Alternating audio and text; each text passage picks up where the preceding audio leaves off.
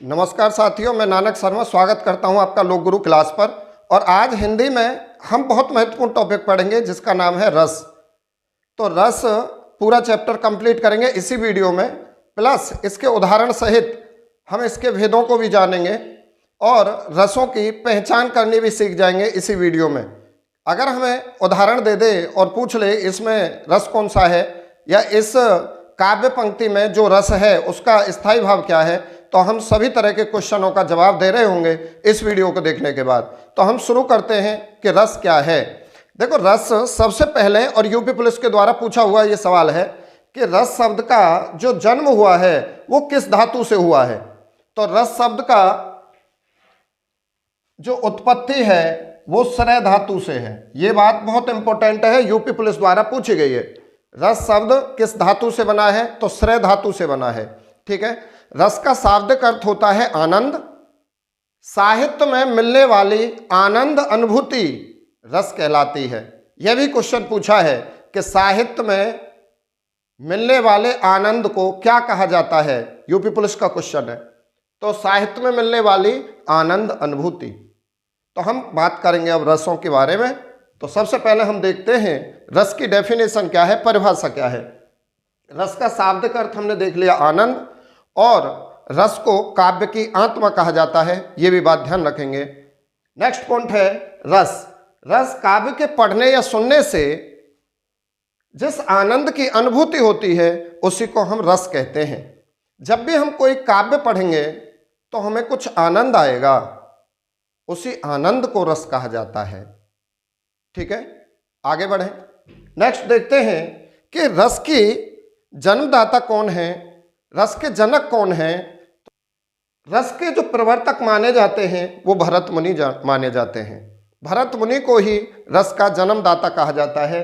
भरत मुनि ने एक ग्रंथ लिखा था जिसका नाम है नाट्य शास्त्र। इस नाट्य शास्त्र में भरत मुनि ने 8 रसों का वर्णन लिखा है, केवल 8 रसों का। तो ये इंपॉर्टेंट है टॉपिक। आपसे पूछ लेगा कि भरत मुनि के अनुसार रसों की संख्या कितनी थी, आप बोलेंगे 8 थी। नाट्य शास्त्र में भरत मुनि ने कितने रसों का वर्णन किया है, तो 8 रसों का वर्णन किया है। हम अभी चर्चा करेंगे 8 रसों पर। नेक्स्ट आगे बढ़ेंगे। तो भरत मुनि के अनुसार रसों की संख्या 8 है, लेकिन अगर आपसे पूछ ले कि रसों की संख्या कितनी है, तो आप बोलोगे कि रसों की संख्या 9 है, जिन्हें हम नवरस कहते हैं। पढ़ेंगे हम 11 रस, लेकिन जब भी हमें संख्या पूछी जाएगी आप 9 ही बताएंगे कि रसों की संख्या 9 है। अगर 9 का ऑप्शन विकल्प में नहीं है तो आप 11 पे टिक कर देंगे, और अगर 9 और 11 दोनों ही विकल्प में हैं तो फिर 9 पे ही टिक करेंगे। ये बात बहुत इंपॉर्टेंट है। तो रसों की संख्या कितनी होगी, रसों की संख्या होगी 9, जिन्हें कहा जाता है नवरस। तो भाई भरत मुनि ने तो 8 ही रस बताए थे, ये 9वां रस कहां से आया, 9वां रस कौन सा बना, तो 9वां रस बना शांत रस। ये भी क्वेश्चन इंपॉर्टेंट है कि 9वां रस कौन सा है, शांत रस। नाटक में कौन सा रस नहीं होता, आप बोलोगे शांत रस। और इसी शांत रस को भरत मुनि ने रस नहीं माना था। तो भरत मुनि के नाट्य शास्त्र में कौन सा रस नहीं है, तो आप बोलोगे शांत रस नहीं है, क्योंकि नाटक में शांत रस नहीं होता है, इसलिए शांत रस नाट्य शास्त्र में नहीं है। अब नेक्स्ट देखते हैं, ये क्वेश्चन पूछा हुआ है यूपी पुलिस के द्वारा 18-19 के पेपर में है कि रसराज या रसपति किस रस को कहा जाता है, तो श्रृंगार रस को कहा जाता है। श्रृंगार रस सबसे प्रधान रस है, सबसे महत्वपूर्ण रस है श्रृंगार रस। तो इसी को रसपति या रसराज के नाम से भी जाना जाता है। अब देखेंगे रस के अंग। तो रस के अंग होते हैं 4। वेरी इंपॉर्टेंट है कि रस के अंग कितने हैं, 4। कौन कौन से 4 अंग हैं, स्थायी भाव है, विभाव है, अनुभाव और संचारी भाव। अब इन एक एक को हम देखेंगे अलग अलग कि भाई जो स्थायी भाव है वो क्या है। देखो, जितने भी हमारे रस हैं उन सब रसों का एक स्थायी भाव होता है, उस पर हम अलग से चर्चा करेंगे। ये क्वेश्चन बहुत पूछा जाता है कि किसी रस का नाम देगा और उसका स्थायी भाव पूछ लेगा, या किसी रस का स्थायी भाव देगा और कहेगा ये स्थायी भाव किस रस का है। तो सबसे पहले हम देखते हैं कि स्थायी भाव होता क्या है। काव्य या नाटक में एक स्थायी भाव शुरू से अंत तक होता है, और उसी को हम कहते हैं स्थायी भाव। जैसे उदाहरण समझेंगे, जैसे आप कोई धारावाहिक नाटक देख रहे हैं और उस नाटक को देखते देखते आप रोने लगे, आंखों से आंसू आने लगे। क्यों? क्योंकि उसमें कोई भाव था, दुख का भाव हुआ होगा, तभी आपके आंसू निकले होंगे। तो शुरू से और लास्ट तक किसी भी नाटक में, काव्य में जो भाव होता है उसी को स्थायी भाव कहा जाता है। आगे बढ़ेंगे। स्थायी भावों की संख्या कितनी है? वेरी इंपॉर्टेंट है, कई बार पूछा गया है पेपरों में। तो स्थायी भावों की संख्या 9 है। रसों की संख्या 9, स्थायी भावों की संख्या 9। लेकिन जब स्थायी भाव पूछे जाएं और आपसे 9 का ऑप्शन नहीं दिया जाए तो आप स्थायी भावों की संख्या 11 बताएंगे। और अगर पूछ ले स्थायी भावों की संख्या कितनी है, विकल्प में 9 भी हो और 11 भी हो, तो फिर आप 9 बताएंगे। स्थायी भाव कितने हैं? 9 हैं। नेक्स्ट आगे देखेंगे। हमने स्थायी भाव देख लिया, अब देखते हैं ये विभाव क्या है। विभाव क्या है? नंबर 2, जो रस के अंग हैं उन्हीं में से एक अंग है स्थायी भाव, दूसरा अंग है विभाव। तो विभाव क्या है भाई? स्थायी भाव को जागृत करने वाला कारक, स्थायी भाव को जागृत करने वाला कारक क्या कहलाता है? तो भाई विभाव कहलाता है। स्थायी भाव को जागृत करने वाला कारक कौन हो सकता है? आपने जो फिल्म देखी ना, जिसकी वजह से आप रोए, भाई कुछ तो किसी व्यक्ति के साथ में दुखद घटना हुई होगी, वही व्यक्ति जिसकी वजह से आप रोए होंगे, जिसने आप रुलाए होंगे, वही व्यक्ति क्या है? विभाव है। उसी के माध्यम से हमारे मन में रोने का भाव आया। समझे स्थायी भाव और विभाव में अंतर क्या है? क्लियर? आगे बढ़ें। अनुभव क्या है? अनुभव, जब आपने फिल्म देखी और आप रोने लगे तो भाई अपने मन की दशा आपने कैसे प्रकट करी? आंसू टपकाकर, अश्रु श्रावित करके अपनी मनोदशा प्रकट की। तो ये अश्रु क्या बता रहे हैं? अश्रु यहाँ क्या होंगे? अश्रु होंगे अनुभव। तो अभी हम केवल शब्द के अर्थ समझ रहे हैं कि ये शब्द होते क्या हैं। तो हमने स्थायी भाव समझ लिया। किसी भी काव्य में, किसी भी नाटक में जो भाव शुरू से अंत तक होता है उसे स्थायी भाव बोलेंगे। विभाव, स्थायी भाव को जगाने वाले कारक, जिसकी वजह से हमें रोना आ गया या जिसकी वजह से हमें हंसना आ गया, वही क्या होंगे? विभाव होंगे। अब हम हंस रहे हैं तो हमने अपनी मनोदशा प्रकट की हंस के, तो वही क्या है? वही अनुभव है। अगर हम रो रहे हैं, हमने अपनी मनोदशा प्रकट की आंसुओं से, वही हमारी क्या है? वही हमारा अनुभव है। तो हम मनोगत भावों को जिस शरीर विकार से प्रकट करते हैं उसी को बोलते हैं अनुभव। तो भाई देखेंगे विभाव की संख्या कितनी है? विभावों की संख्या 2 है। एक आलंबन विभाग, दूसरा है उद्दीपन विभाग। ये क्या होते हैं? ये नहीं पढ़ने हमें। नेक्स्ट चलते हैं अनुभव पर। तो अनुभव क्या है? मनोगत भाव को व्यक्त करने वाले शरीर विकार। जैसे आप रो रहे हैं तो आपने दुख प्रकट किया आंसू निकाल के, हंस रहे हैं तो हंसी में मुंह अलग तरह का बना लिया, तो ये मनोगत जो विचार हैं उन्हें प्रकट कर रहे हैं। तो हंसना, आंसू डालना, यही सब क्या होंगे? हमारे अनुभव होंगे। इनकी संख्या कितनी होती है पूछ लेगा। अनुभव की संख्या कितनी है? आप बोलोगे अनुभव की संख्या 8 है। इनमें से कुछ अनुभव उदाहरण के तौर पर मैंने पेश किए हैं, जैसे अश्रु आना। अश्रु आना, अगर आप रो रहे ना तो ये अनुभव है। स्वेद, पसीना आना, यानी किसी की काव्य पंक्ति सुनी, कोई नाटक देखा और आप पे पसीना आ गए, वो भी क्या है? वह भी क्या है? अनुभव है। स्वरभंग हो जाना, यानी काव्य पंक्ति पढ़ी और आप इतने भाव विभोर हो गए कि बोलना भी बंद हो गया, अब स्वर भी नहीं निकल रहा है। स्वरभंग का मतलब ये है। तो ये भी क्या है? हमारा अनुभव है। अनुभव की संख्या 8 होती है। बस इतना ही पूछेगा, ऐसे नहीं पूछेगा इनमें से कौन सा एक अनुभव है। ठीक है, केवल संख्या याद रखेंगे। अब देखो संचारी भाव। संचारी भाव क्या है? मत आप कोई फिल्म देखो, मत नाटक देखो, मत काव्य पंक्ति पढ़ो, अपने कहीं भी बैठ जाओ, कहीं भी चल रहे होगे, कुछ भी कर रहे होगे, आपके मन में कोई तो भाव आ रहा होगा ना। ऐसा कोई भी प्राणी नहीं है, कोई भी व्यक्ति नहीं है इस धरती पे जिसके मन में कोई ना कोई भाव ना आ रहा हो। हर समय कोई ना कोई भाव हमारे मनों में चलता रहे, ठीक है, थोड़े थोड़े समय के लिए। उसी को हम क्या बोले? संचारी भाव बोले। संचारी भावों की संख्या 33 मानी गई है। याद रखेंगे संचारी भाव कितने हैं? 33 हैं। अब देखो संचारी भाव क्या है? मन में संचरण करने वाले, संचरण का मतलब आने जाने वाले भावों को ही संचारी भाव कहते हैं। जो हमारे मन में विचार आ रहे हैं, जा रहे हैं, इन्हीं को हम क्या बोले? संचारी भाव बोलेंगे। और इनकी संख्या है 33। जैसे इनमें से हर्ष, कभी कभी हम हर्षित हो जाएं, कोई काम बन जाए, अरे वाह, तो ये हर्ष होता है। गिलानी, घिन लगना किसी को, कि कोई बालक है और उसका सना हुआ है मुंह किसी में, तो आप क्या करेंगे? चल इसे करे, तो वो क्या है? घिन है। कोई पशु है और मृत शरीर है उसका, कौवा वगैरह उसे नोच नोच के खा रहे हैं, तो आप क्या करेंगे? घिन आ जाएगा, गिलानी आ जाएगी। वो भी क्या है? हमारे मन में थोड़ी देर के लिए आने वाला एक भाव है, गिलानी। चिंता, चिंता होती है किसी भी चीज की, चिंता भी किसी में आता है? संचारी भाव में। शंका, किसी पे शंका करना। त्रास, त्रास मतलब भय, भय हो जाना, ये भी सब क्या है? संचारी भाव हैं जो हमारे मन में चलते रहते हैं। इसके बाद हम देखेंगे कि रस और उनके स्थायी भाव। इसके बाद हम देखेंगे रसों के उदाहरण। अगर हमें कोई भी काव्य पंक्ति दे दे और पूछ ले कि इसमें कौन सा रस है, तो कैसे बताएंगे? ये भी ट्रिक मैं अभी आप पे बताने वाला हूं। तो सबसे पहले आप इन्हें बड़े ध्यान से सुनेंगे, यही बहुत महत्वपूर्ण है, सुनना, और हो सके तो मेरी एक एक बातें यहाँ पे लिख लेना। ये हमने लिखे रस, ये लिखे इनके स्थायी भाव। सबसे पहला रस है श्रृंगार रस। श्रृंगार रस, इसको सभी रसों में श्रेष्ठ माना गया है, श्रृंगार रस को।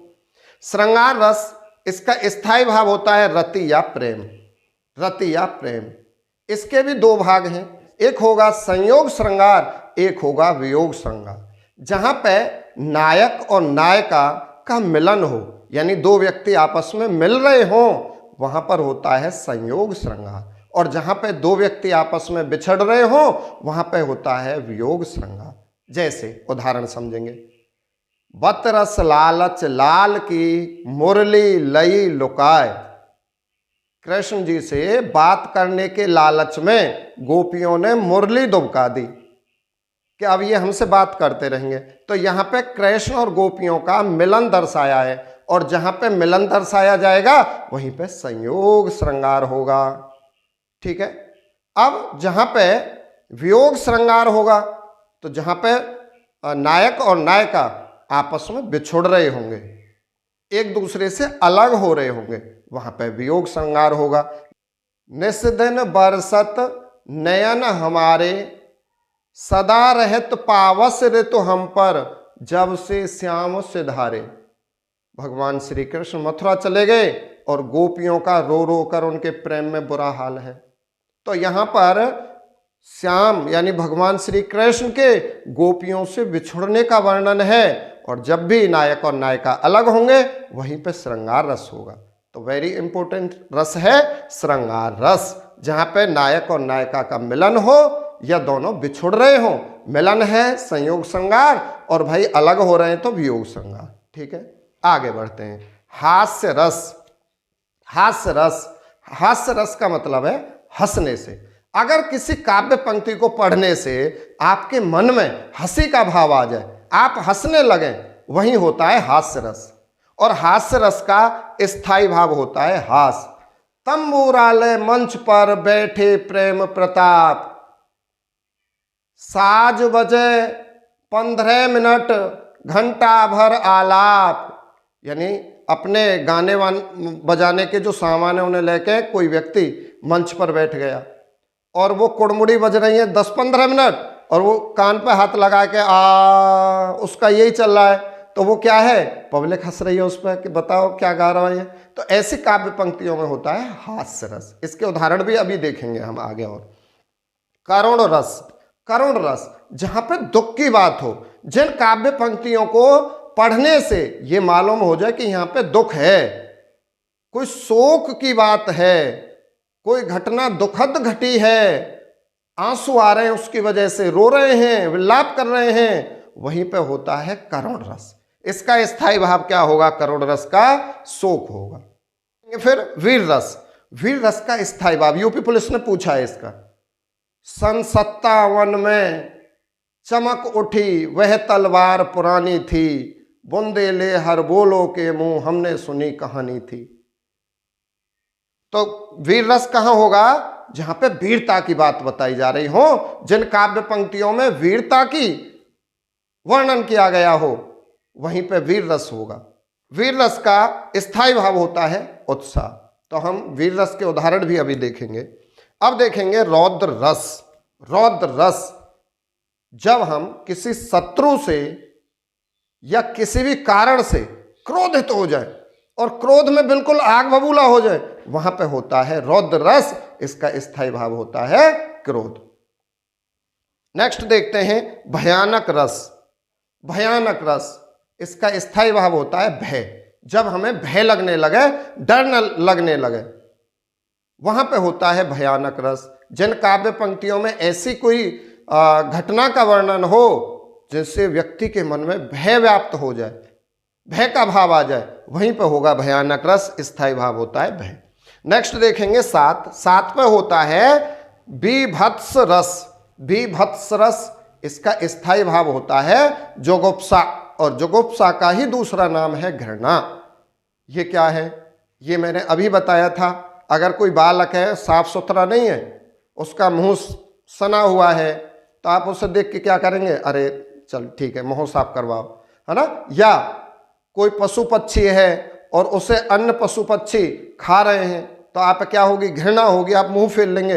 वही क्या है? वही बीभत्स रस है। नेक्स्ट देखेंगे अद्भुत रस। अद्भुत रस यानी विस्मय, आश्चर्य, इसका स्थायी भाव होता है विस्मय या आश्चर्य। अद्भुत रस, जहां काव्य पंक्ति में आश्चर्य की बात आ जाए, आश्चर्य की बात आ जाए। इसका उदाहरण अभी देखते हैं। शांत रस। शांत रस यानी जहां पे मन में कोई विचार आने बंद ही हो जाए, मन में कोई विचार ही ना आए, मन बिल्कुल शांत हो जाए। ठीक है कि भैया अब तो भगवान में ही रमनो है, अब कोई मतलब विचार नहीं है हमारे, अब तो सब चीज की तृप्ति हो गई, बस भगवान का नाम लो। वहां पे होता है हमारा शांत रस। इसका स्थायी भाव होता है निर्वेद या वैराग। नेक्स्ट आता है वात्सल्य रस। वात्सल्य, अरे ये बहुत महत्वपूर्ण रस है वात्सल्य रस। इसका स्थायी भाव होता है वात्सल्य रति। ये कहां पे होगा? जहां पे किसी बच्चे की बाल लीलाओं का वर्णन किया जाए, जैसे भगवान श्री कृष्ण की जहां पे बाल लीलाओं का वर्णन होगा, वहां पे होता है वात्सल्य रस। वात्सल्य का मतलब ही बचपन है। तो जहां पे बचपन की घटनाओं का जिक्र हो कि कोई बालक ऐसी क्रीड़ा करता है, ठीक है, वहीं पे होता है वात्सल्य रस। भक्ति रस। भक्ति रस का जो स्थायी भाव है वह है भगवत विषयक रति या अनुराग। भक्ति रस, जैसे भक्ति रस में हरे राम राम राम हरे हरे, है ना। तो इस तरह के उदाहरण हमारे भक्ति रस के ही होंगे, जहां आदमी पूरी तरह से भगवान की भक्ति में डूब जाए, लीन हो जाए, वहां पे होता है भक्ति रस। तो अभी हम समझेंगे इनके उदाहरण, स्क्रीनशॉट लेंगे। अब हम रसों के देखेंगे उदाहरण और समझेंगे कि अगर हमें कोई काव्य पंक्ति दे दी जाए तो उसमें कौन सा रस किस तरह से हमें बताना है, कैसे पहचान करेंगे कि यहाँ पे कौन सा रस होगा। तो सबसे पहले पंक्ति है आपके सामने, बुंदेले हर बोलों के मुंह हमने सुनी कहानी थी, खूब लड़ी मर्दानी वह तो झांसी वाली रानी थी। आपके मन में भी वीरता के भाव आ गए होंगे, तो इसमें देखने से ही पता चलता है कि इसमें कौन सा रस है भाई, तो आप बोलोगे वीर रस है। यहां पर झांसी वाली रानी की वीरता के गुणगान किए जा रहे हैं। अब देखें दूसरा जो उदाहरण है, इसमें कहा शीश पर गंगा हंसे, भुजनी भुजंगा हंसे, हास ही को दंगा भयो नंगा के बेहा में। तो आप जब ऐसी काव्य पंक्ति पढ़ेंगे तो क्या आएगा मन में भाव? शीश पे गंगा हंसे, शीश पर गंगा हंसे, भुजनी भुजंगा हंसे, हास ही को दंगा भयो नंगा के बेहा में। अरे नंगा के बेहा में तो आप हंसने लगोगे, अरे ये कैसी पंक्ति है, इसे पढ़ के तो हंसी आ रही है। तो भाई जब हंसी आने लगे ना, वहीं तो हास्य होगा, वहीं पे तो आपका हास्य रस होगा, हास्य रस होगा, इसमें भाई वीर रस होगा, ऊपर वाले में वीर रस, इसमें हास्य रस, देखने से ही पता चल रहा है। ठीक है, अब देखो तीसरा उदाहरण हम पढ़ते हैं।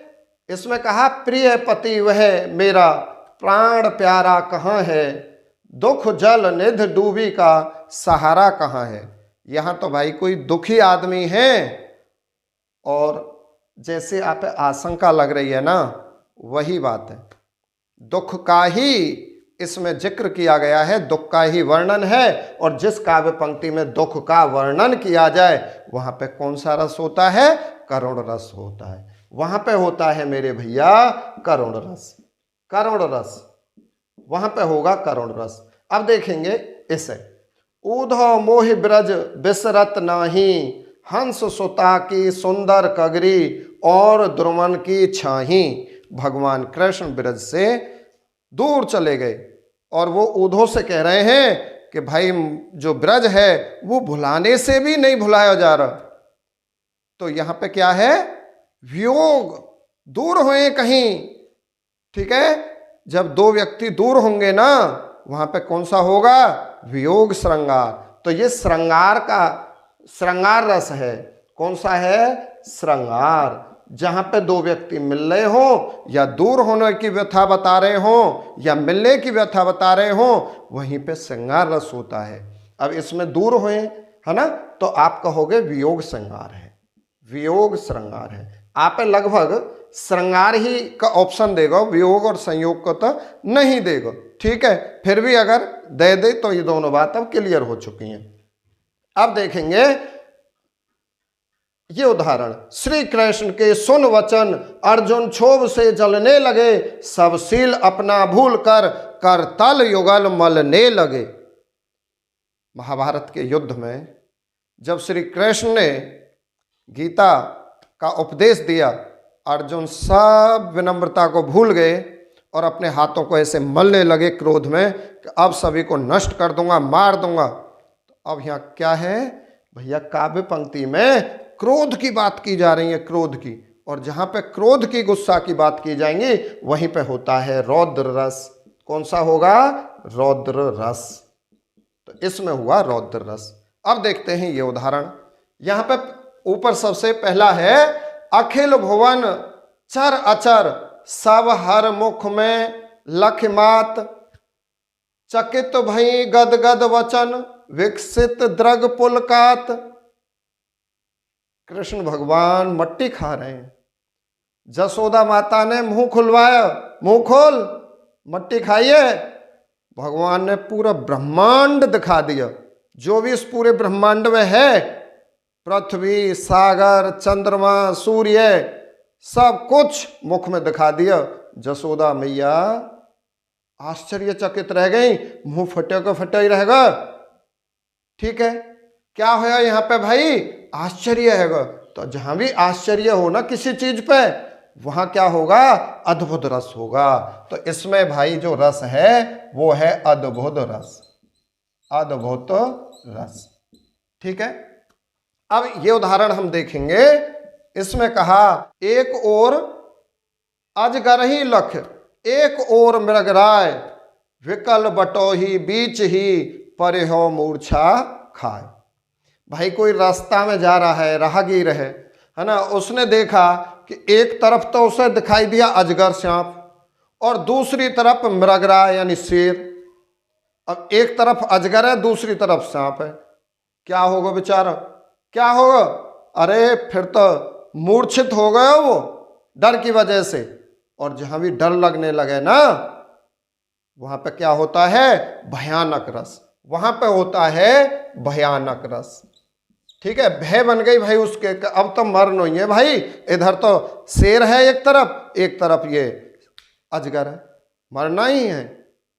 तो यहां पे क्या होगा, भयानक रस होगा। नेक्स्ट उदाहरण देखेंगे, सिर पे बैठो काग, आंख दो खात निकारत, खींच ही जीव ही स्यार, अतहि आनंद और धारत। भाई इसमें देखो सिर पे कौवा बैठा है, कोई भी जीव है उसके सिर पे कौवा बैठा हुआ है और उसकी आंखों को निकाल निकाल के खा रहा है ना। और खींचे जीव है सियार, सियार मतलब गीदड़, गीदड़ उसकी जीव खींच के खा रहा है। ऐसे दृश्य जब तुम देखोगे घृणा आ जाएगी, घृणा। और जहां भी घृणा आ जाए ना वहां पे होता है बीभत्स रस। भैया लिखने को तो कोई जुगाड़ दिख नहीं रहा है उसमें, याद रखिए बीभत्स रस, जहां पे ऐसी घृणा होने लगे। ठीक है, अब देखो नेक्स्ट उदाहरण ये वाला।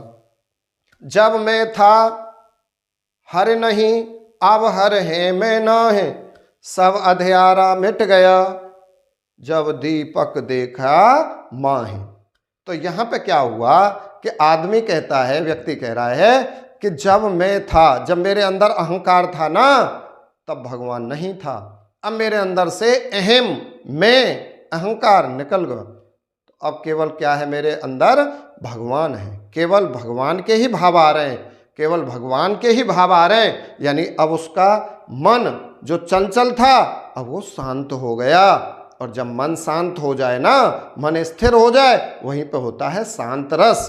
तो इस काव्य पंक्ति में हो जाएगा आपका शांत रस, शांत रस। अब यहां पे देखेंगे, राम जप राम जप राम जप बावरे, घोर भव नीर निध नाम निज नावरे। इस काव्य पंक्ति में कौन सा रस है, इसे आप बताओगे कमेंट्स बॉक्स में। अब इसका स्क्रीनशॉट लेंगे। और भाई अगर वीडियो अच्छी लगी है तो comments, like, share, channel subscribe सभी चीज़ करेंगे।